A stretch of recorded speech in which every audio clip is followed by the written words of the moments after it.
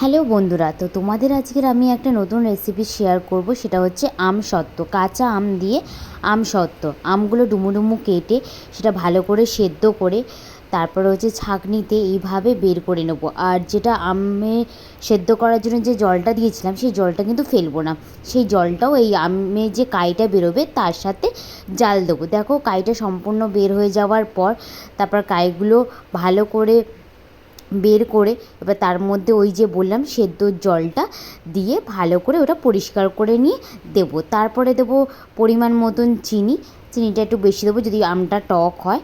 তো তারপরে ওটা ভালো করে মিক্সড করে নেবো। দেখুন জলটাও থাকলে, কারণ জাল যখন দেবো না তখন জলটা প্রয়োজন। তারপরে দিলাম গুঁড়ো লঙ্কা, মানে শুকনো লঙ্কাটা গুঁড়ো করে নিয়েছি, সাথে ছিল একটু মৌরি গোলমরিচ দিয়ে এবার ওটা সমানে জাল দিচ্ছিলাম।